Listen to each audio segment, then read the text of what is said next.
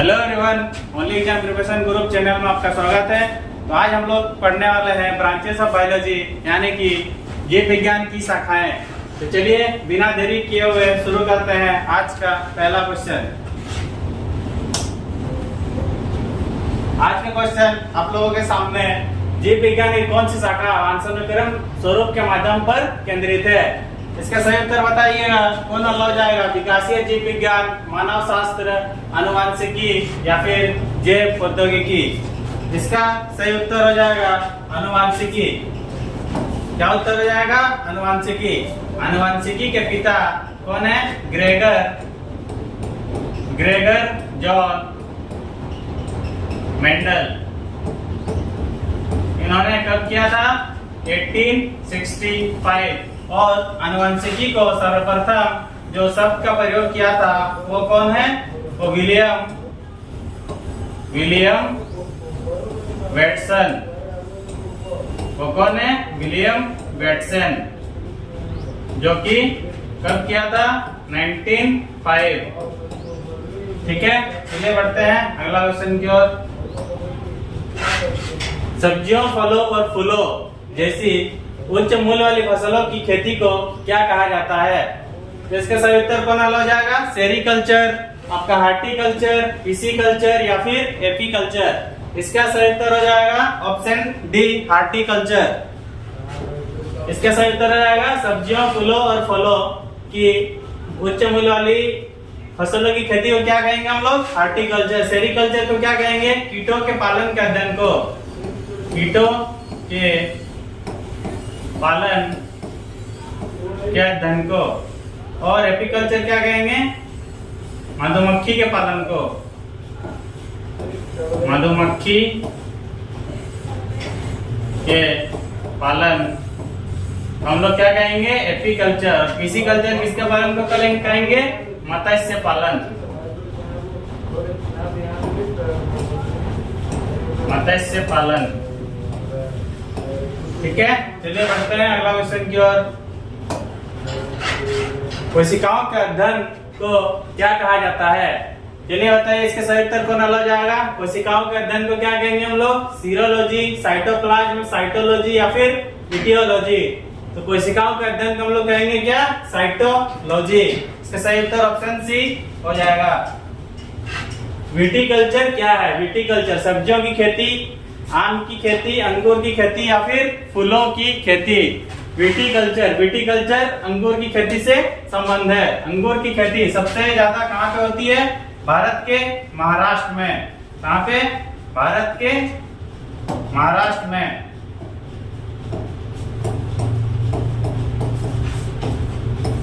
और अंगूर की वैज्ञानिक नाम को हम लोग क्या कहेंगे? विटियस वेनिफेरा।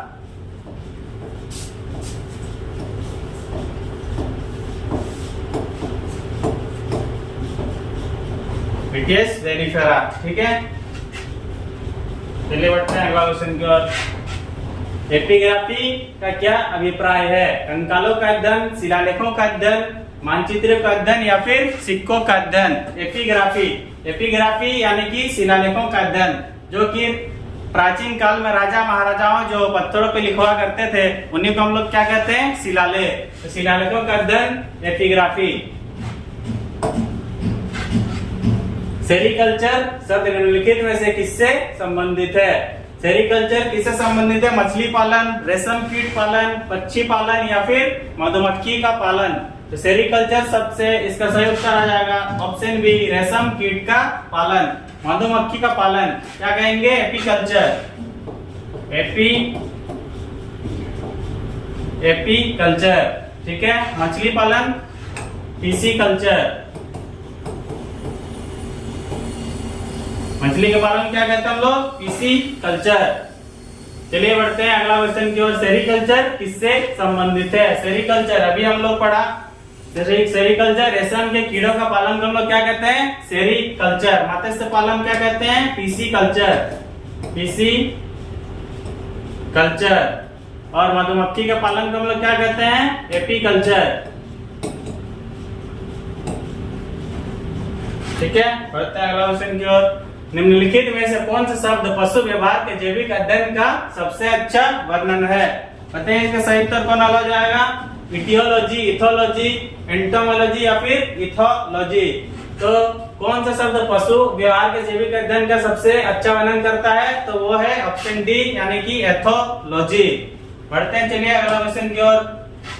हिमेटोलॉजी का अध्ययन किससे संबंधित है? हिमेटोलॉजी पौधे की प्रजनन प्रणाली, रक्त, जानवरों के खान पान की आदत या फिर हड्डियां। इसका सही उत्तर कौन हो जाएगा? ऑप्शन बी यानी कि रक्त यानी ब्लड। चलिए बढ़ते हैं अगला क्वेश्चन की ओर। मॉर्फोलॉजी क्या है? मॉर्फोलॉजी कीड़ों का अध्ययन, मानव विकास का अध्ययन, जीव विज्ञान की आकृति, उसके संरचना और विशिष्ट संरचनात्मक गुणों का अध्ययन या फिर जीव और पर्यावरण की परस्पर निर्भरता का अध्ययन। इसका सही उत्तर कौन हो जाएगा? इसका सही उत्तर हो जाएगा जीव विज्ञान की आकृति, उसकी संरचना और विशिष्ट संरचनात्मक गुणों का अध्ययन को हम लोग कहेंगे मॉर्फोलॉजी। चलिए बढ़ते हैं अगला क्वेश्चन की ओर। निम्नलिखित में से किसमें मनुष्य जाति का अध्ययन होता है? निम्नलिखित में से किसमें मनुष्य जाति का अध्ययन होता है? आर्कियोलॉजी, आर्कियोलॉजी या फिर एंथ्रोपोलॉजी या फिर एंड्रोलॉजी। इसका सही उत्तर कौन हो जाएगा? इसका सही उत्तर हो जाएगा एंथ्रोपोलॉजी। चलिए बढ़ते हैं अगला क्वेश्चन की ओर। जंतु विज्ञान की शाखा का मानव जाति के समाजशास्त्र के अध्ययन से गहरा संबंध है। इसका सही उत्तर कौन हो जाएगा? इसका सही उत्तर बताइएगा। ऑप्शन ए एम्ब्रियोलॉजी, जूजोलॉजी, फिजियोलॉजी या फिर एंथ्रोपोलॉजी। जंतु विज्ञान से संबंधित है तो ये क्या हो जाएगा? एंथ्रोपोलॉजी। चलिए बढ़ते हैं अगला क्वेश्चन की ओर। निषेचन, विकास, विभाजन और विभिन्नता के अध्ययन को किस नाम से जाना जाता है? निषेचन हो गया, विकास हो गया, विभाजन हो गया, इसके विभिन्नता को किस नाम से जानेंगे हम लोग? भ्रूण विज्ञान, फिजियोलॉजी, अनुवांशिकी या फिर क्रमागत उन्नति। तो इसका सही उत्तर क्या हो जाएगा? भ्रूण विज्ञान। अनुवांशिकी, अनुवांशिकी के जनक कौन है? Gregor Mendel. ग्रेगर मेंडल, ठीक है। चलिए बढ़ते हैं अगला क्वेश्चन की ओर। पौधे में बीमारियों का अध्ययन और यह तरीका जिससे पौधे विरोध करते हैं या संक्रमण से सामना करते हैं वे क्या कहलाते हैं? पौधे की बीमारियों का अध्ययन या फिर पौधे विरोध करते हैं? पौधे क्या करते हैं? विरोध करते हैं। विरोध करते हैं तो इसका सही उत्तर क्या हो जाएगा? फाइटोपैथोलॉजी। चलिए बढ़ते हैं अगला क्वेश्चन की ओर। जीवित चीजों पर मृदा के प्रभाव का अध्ययन मृदा विज्ञान की किस शाखा के अंतर्गत किया जाता है? एंड्रोलॉजी, एडाफोलॉजी, एग्रोबायोलॉजी या फिर डेस्मोलॉजी। इसका सही उत्तर क्या हो जाएगा? जीवित चीजें मृदा के प्रभाव को हम लोग क्या कहेंगे? एडाफोलॉजी। चलिए बढ़ते हैं अगला क्वेश्चन की ओर। निम्नलिखित में से शरीर विज्ञान एवं चिकित्सा की वो कौन सी शाखा है जो पुरुषों के विशिष्ट रोगों एवं स्थितियों से संबंधित है? पुरुषों के विशिष्ट रोगों का अध्ययन हम लोग किसमें करते हैं? एंड्रोलॉजी से। एंड्रोलॉजी इसका सही उत्तर हो जाएगा, जो कि एंड्रो है। एंड्रो शब्द आता है, एंड्रो से आता है एंड्रोजेंस। एंड्रो से आता है क्या? एंड्रोजन, जो कि पुरुषों के लिए महत्वपूर्ण है। जो कि एंड्रोजन शब्द जो है ये हमारे स्पर्म्स बनने में मदद करते हैं टेस्टोस्टेरोन के फंक्शन में। तो एंड्रोजन जो शब्द आता है वो किसके लिए आता है? मेल के लिए। और जो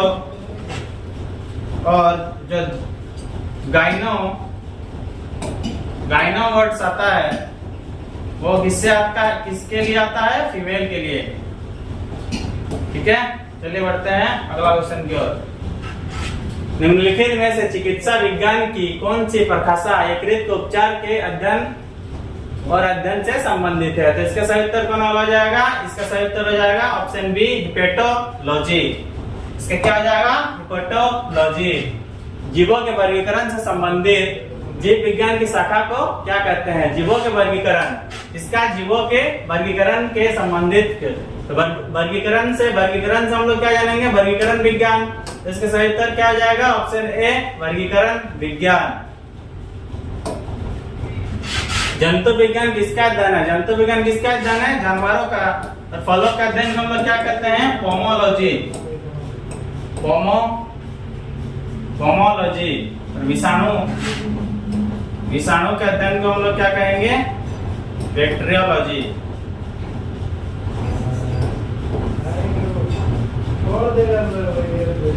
विषाणु के अध्ययन को बैक्टीरियोलॉजी।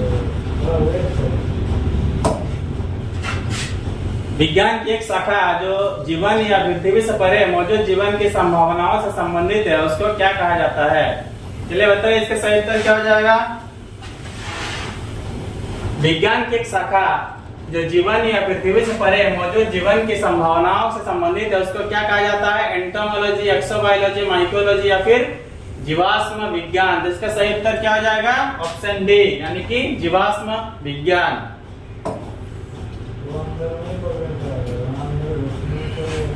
तत्वों और मानवों जैसी प्रजातियों, जैसे कि बंदर हो गया, वानर हो गया, वनमानुष हो गया आदि के व्यवहार का अध्ययन को हम लोग क्या कहेंगे?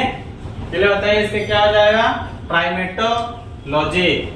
बंदर, वानर, वनमानुष व्यवहार का अध्ययन को हम लोग क्या कहेंगे? प्राइमेटोलॉजी। निम्नलिखित में से कौन सा मकड़ियों का अध्ययन है? मकड़ियों का अध्ययन हम सभी जानते हैं, मकड़ियों का अध्ययन को क्या कहते हैं? ऑर्निथोलॉजी। ऑर्निथोलॉजी। सौरोलॉजी का अध्ययन किससे है? सौरोलॉजी का अध्ययन किससे है? छिपकली से है। छिपकली किसमें आते हैं? रेप्टाइल में। रेप्टाइल में आते हैं, जो कि सरीसृप है। सरीसृप में आते हैं। और मच्छर और तिलचट्टा किसमें आएंगे? सेरीकल्चर।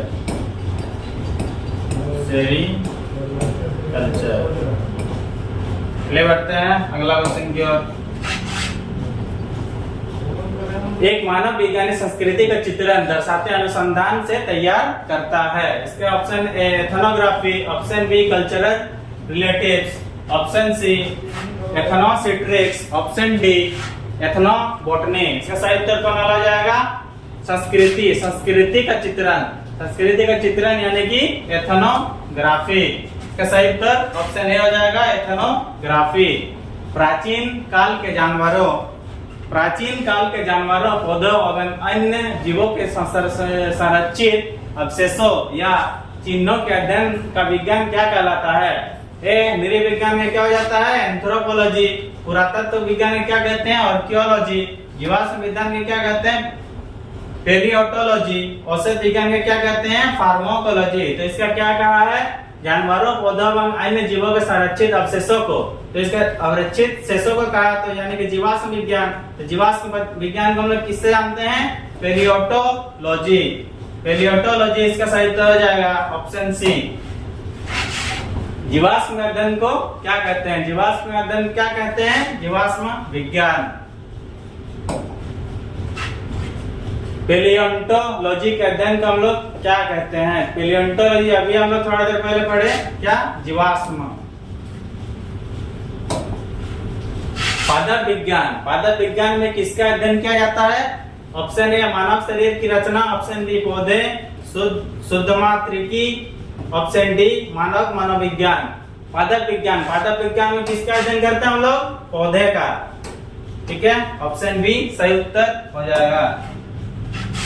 ऑन्कोलॉजी किस बीमारी के उपचार से जुड़ा है? ऑन्कोलॉजी किस बीमारी के उपचार से जुड़ा है? ऑन्कोलॉजी कैंसर बीमारी के उपचार से जुड़ा है। इसका सही उत्तर क्या हो जाएगा? ऑप्शन सी।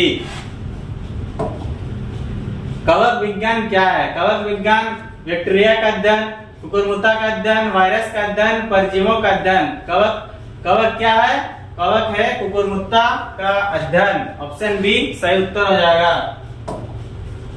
माइकोलॉजी का अध्ययन किससे संबंधित है? माइकोलॉजी ऑप्शन है मानव कोशिका, ऑप्शन बी कवक, ऑप्शन सी विषाणु और ऑप्शन डी जीवाणु। इसका सही उत्तर हो जाएगा ऑप्शन बी कवक। क्या हो जाएगा सही उत्तर? कवक। मानव कोशिका क्या कहते हैं? साइटोलॉजी। मानव कोशिका के खोज कौन किसने किया था? Robert Hooke. Robert Hooke. कब किया था? 1665 में। और कौन सी कोशिका खोजा था? Dead cell. Dead cell. चलिए बढ़ते हैं अगला क्वेश्चन की ओर। ओनेरियोलॉजी किसका अध्ययन है? ओनेरियोलॉजी किसका अध्ययन है? सपना का। ओनेरियोलॉजी किसका अध्ययन है? सपना का। नींद के अध्ययन को हम लोग क्या कहते हैं? हिप्रोलॉजी।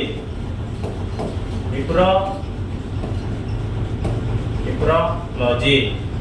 चलिए बढ़ते हैं अगला क्वेश्चन की ओर। टॉक्सिकोलॉजी किसका अध्ययन है? टॉक्सिकोलॉजी किसका अध्ययन है? इंसानी व्यवहार, जहर, भूरक्षण या चट्टान। टॉक्सिकोलॉजी किसका अध्ययन है? टॉक्सिकोलॉजी जहर का अध्ययन है। टॉक्सिक शब्द आता है जहर के लिए। टॉक्सिक शब्द आता है जहर के लिए। तो टॉक्सिक शब्द से आएगा क्या आंसर हम लोग का? जहर। तो इसका सही उत्तर हो जाएगा। तो दोस्तों आज का क्लास यहीं पे समाप्त होता है। कल हम लोग फिर से आएंगे एक नया टॉपिक लेके। जय हिंद, धन्यवाद।